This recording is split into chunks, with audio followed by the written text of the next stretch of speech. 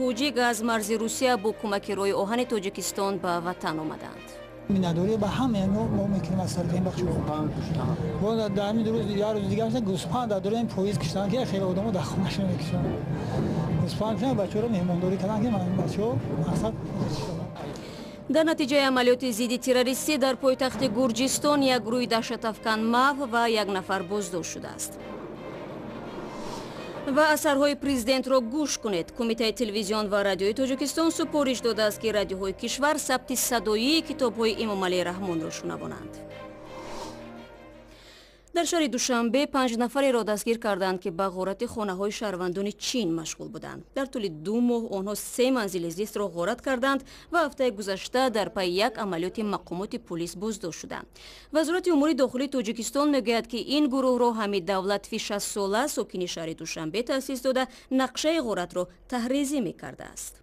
از طرف کارمندان وزارت کارهای داخلی یک گروهی جنایتی نهایت خوفناکی و غارت اموال مردم مشغول بودند بازداشت شدند و عین حال تفتیشات پیشکی از روی قضیه آنها ادامه دارد و طرف تفتیشات اگر دیگر حالتهای آنها آشکار شد باز به قید گرفته خواهد شد. گروه جنایتکاری خوفناکی با یک دسته‌های محض تروریستی شده کار می‌کردند بی‌ضرر گردانده شد. به گفته این نهاد بازداشت شده ها چند ماه اخیر در مجموع 10 جنایت غارتگری و راهزنی را صادر کردند. گروه نخستین مهاجران توجیک که طول نیم ماه در مرز روسیه و قزاقستان نگاه داشته می شدند شام دیروز به پایتخت تاجیکستان رسیدند. این افراد بخشی از آن 200 نفره است که با اتهام نقض مقررات بود و باش در روسیه از 2 تا 14 نوامبر از قطار فرآورده شدند و مورد بررسی دادگاه در روسیه قرار گرفتند. مهاجران اخراج شده از آن که بعد سرسانی های زیاد رایگان و آرام و در زیر قنات و بازیافت مسئولان رای آهن تاجیکستان به وطن آمدند قناعتمندند. میرزا خالقزاد موضوع ادامه می‌دهد. همین قطاره تاجیکستان که روی خط سیر روسیه دوشنبه مسکو دوشنبه به وارد خاک تاجیکستان شد همراه با 17 مهاجر کاری تاجیکی در خط در ایستگاه آقسرای مرز میان قزاقستان و روسیه از طرف مقامات روسیه فرآورده شده بودند و به تاجیکستان آورده شدند و این همون قطاری است که حالا در به ایستگاه ترسونزاده آمد و ما حالا در ایستگاه راه آهن ترسونزاده 60 کیلومتری شهر دوشنبه قرار داریم و کوشش میکنیم که با خود مهاجرات تا به دوشنبه برویم.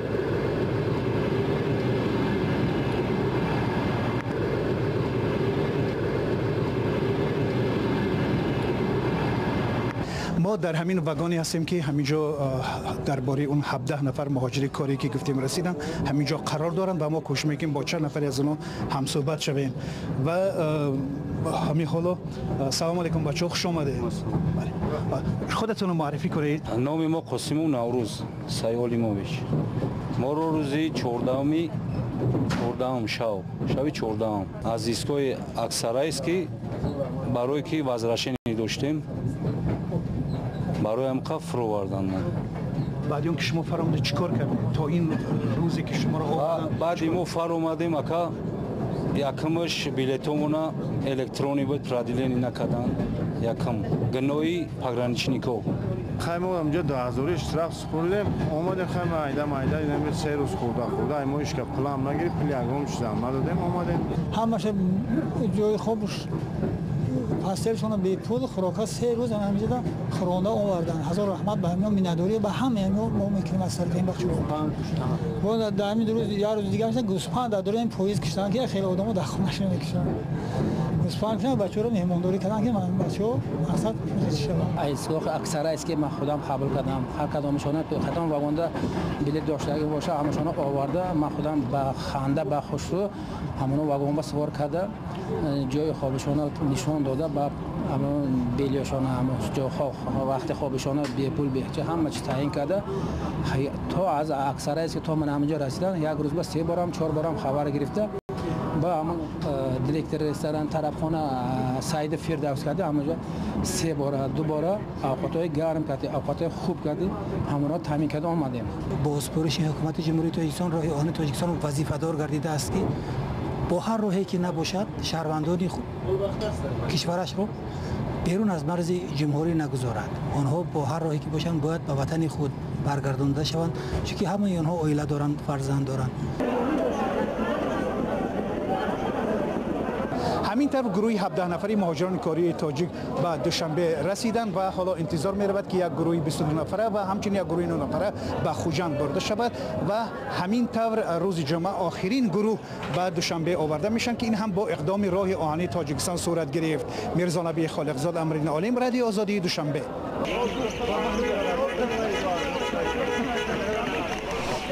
رو می‌آوریم به موضوع‌های دیگر. در یکی از دهه‌های شهر نورک که با کمبود برق مواجه است، مکتبی سبز بنیاد شده است. ارزوی زیر چراغ روشن درس خواندن معلولین این مکتب را سازمان امنیت و همکاری اروپا عملی کرد.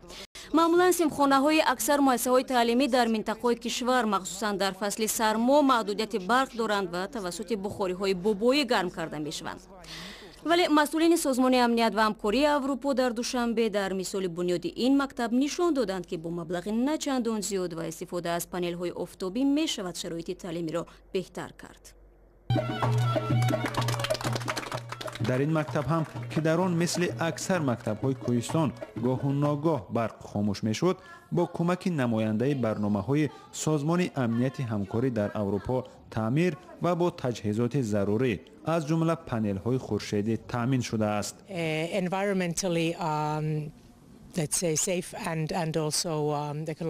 این از نگاه اکولوژی بی‌ضرر و همیشه دسترس است. البته این طرح تجربوی بود که ما در این مکتب انجام دادیم. تاجیکستان در منطقه خیلی خوب جغرافی قرار دارد که میتواند در همه منطقه ها از چنین دستگاه ها استفاده برد. هم مبلغی نه چندان زیاد صرف می شود. من امیدوارم که در دیگر مکتب های تاجیکستان هم ما چنین طرح ها را عملی میکنیم.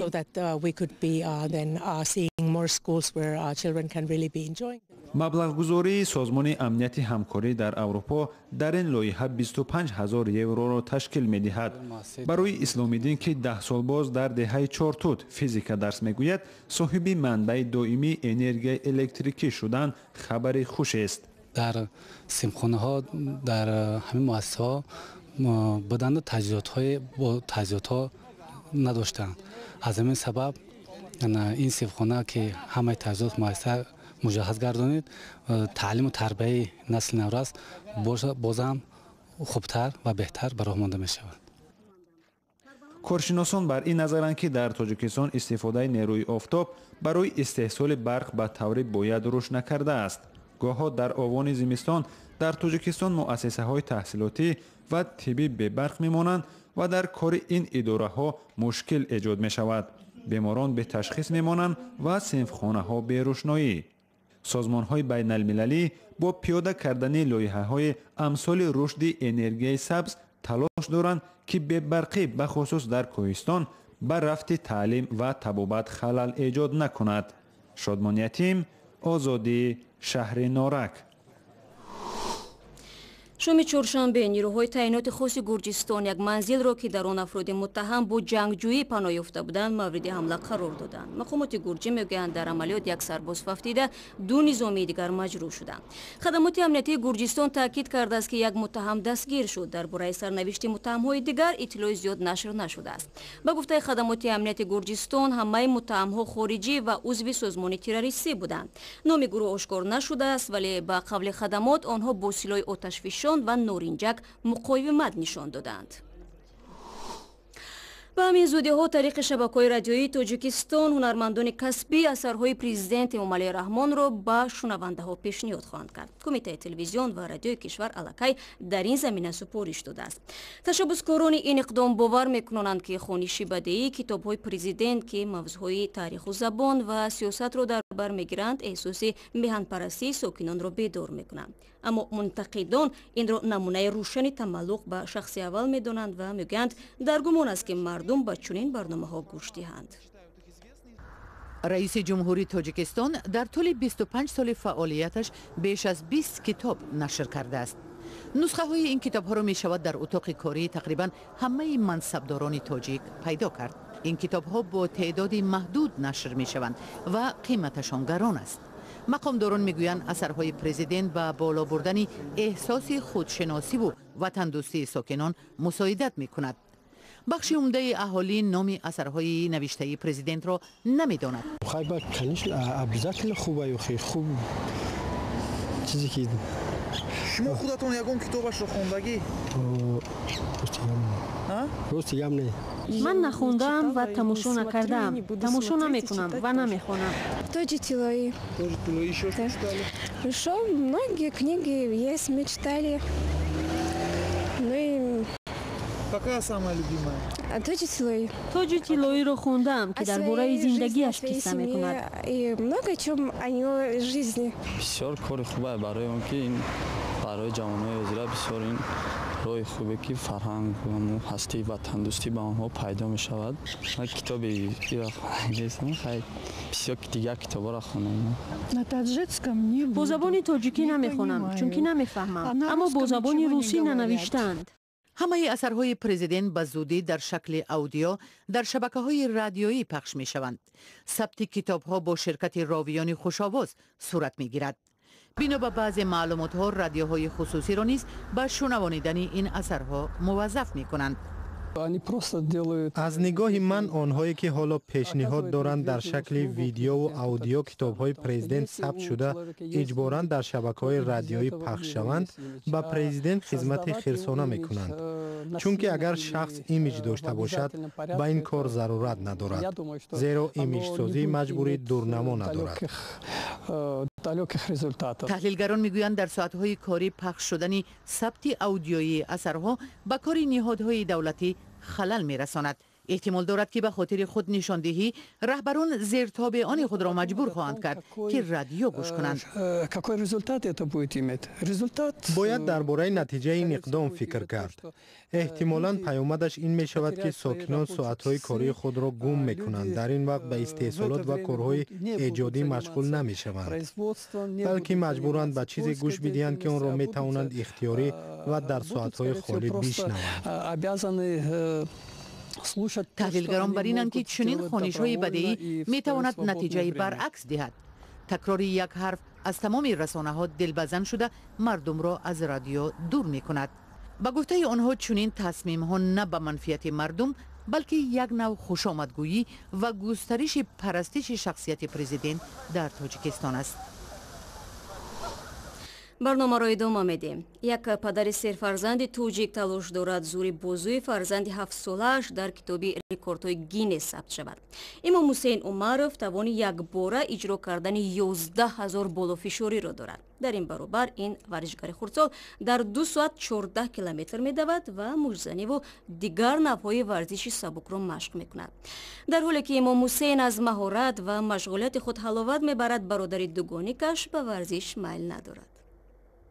من قطعات حیاتم کردم یا میوانه کرد که نتونست کم کم و دیگه نامد نکرد نتونست. من کدن گرفتم و 11000 اجمان نکردم. ба бовари наздикони имом Ҳусейн ӯ ҳатман ба китоби рекордҳои Гиннес дохил мешавад. орзуи хуб албатта, аммо умедворем талоши намоиши қобилияти фавқулода ва реҷаи сахти машқ дунёбу хушиҳои кӯдакиро аз ӯ намегирад. ва додгоҳи фаронса соҳибкори рус Сулаймон Каримовро расман ба шустушӯи пул муттаҳам кард. ӯ ҳафтаи гузашта дар шаҳри Нитса боздошт шуд. додраси фаронсавӣ ба ривази 5 миллион евро Каримовро аз боздошт раҳо намуда ба ӯ дастур дод ки шиносномаашро супорад. Каримов бояд ба таври муназзам ба идораи маҳаллии полис ҳозир шавад. дар ҳоли исбот шудани айбнома, Каримов ки вакили маҷлиси федералӣ палатаи болоии парламенти Русия мебошад, метавонад барои 10 сол равонаи зиндон шавад. ба ақидаи муфаттишон, Каримов бо роҳҳои ғайриқонунӣ дар ин шаҳри соҳилии Фаронса ба маблағи 10 миллион евро манзил харидааст. Кремл бо ишора ба мақоми давлатии Каримов мегӯяд ки барои ҳимоят аз ин миллиардер талош хоҳад кард. 15 дақиқае ки дар ихтиёр доштем ба анҷом мерасад, аммо шумо метавонед ба вебсайти мо www.ozodi.org биравед ва бо тозатарин хабару гузоришҳо ошно шавед. саҳифаҳои мо дар шабакаҳои иҷтимоӣ дар хидмати шумост. наворҳои диданӣ дар Озоди видео ютуб дастрас аст. ташаккур аз ҳамроҳӣ. рӯзи хуб дошта бошед ва худо нигаҳдори ҳар яки шумо.